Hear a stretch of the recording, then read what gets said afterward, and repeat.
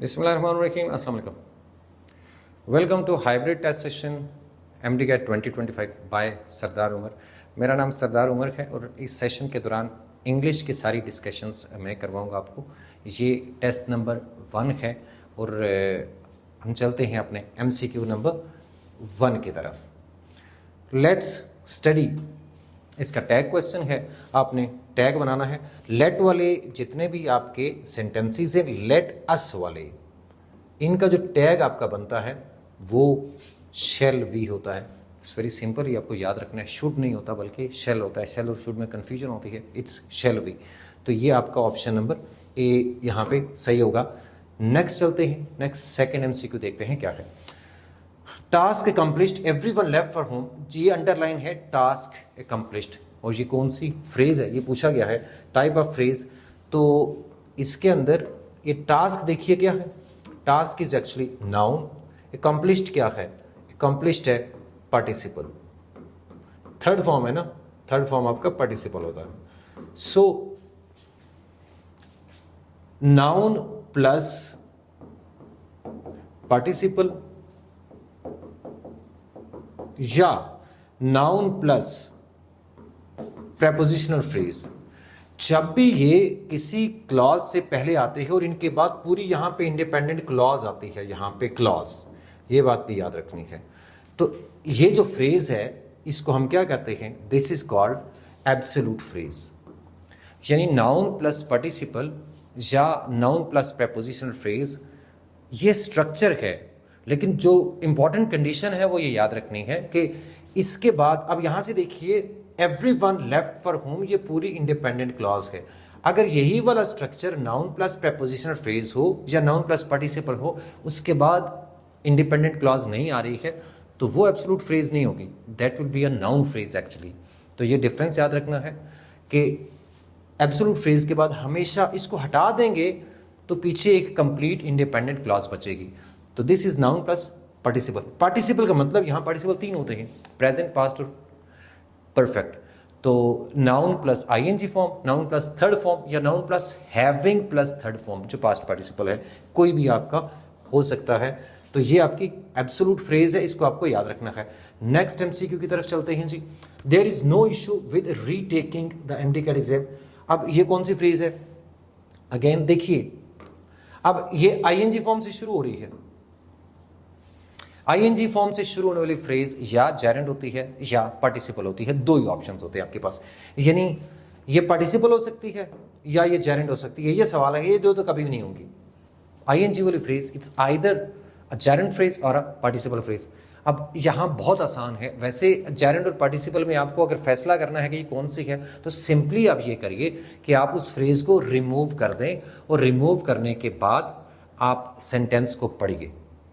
अगर तो रिमूव करने के बाद अगर आपका मीनिंग रहता है, सेंटेंस मीनिंगफुल रहता है, तो ये आपकी क्या होगी, that would be participle phrase. और अगर रिमूव करने से मीनिंग चला जाता है तो वो आपकी बनेगी जेरेंड फ्रेज।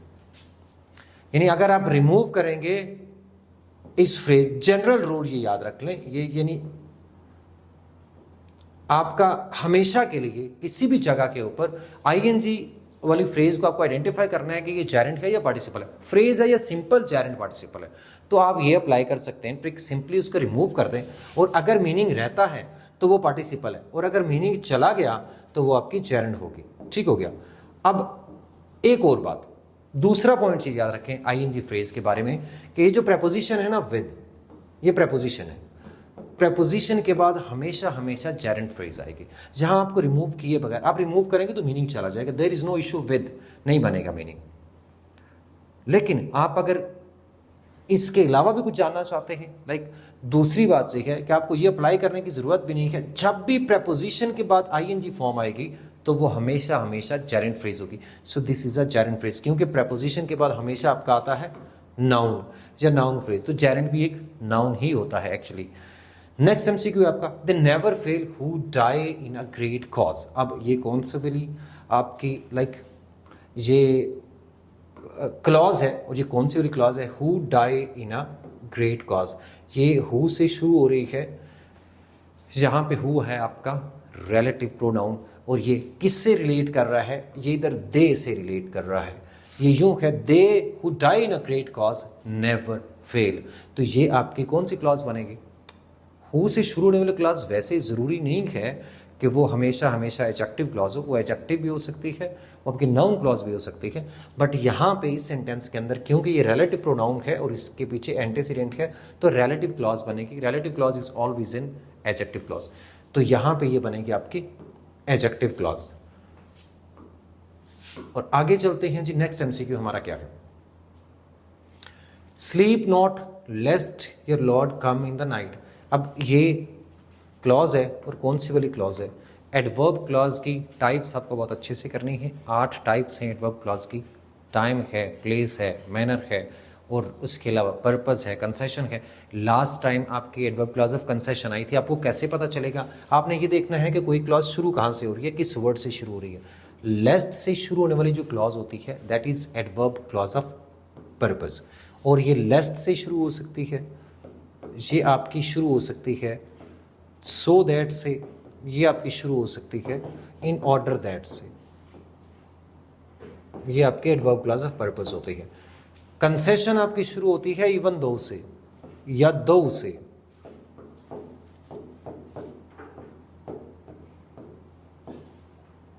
ये ऑल दो से।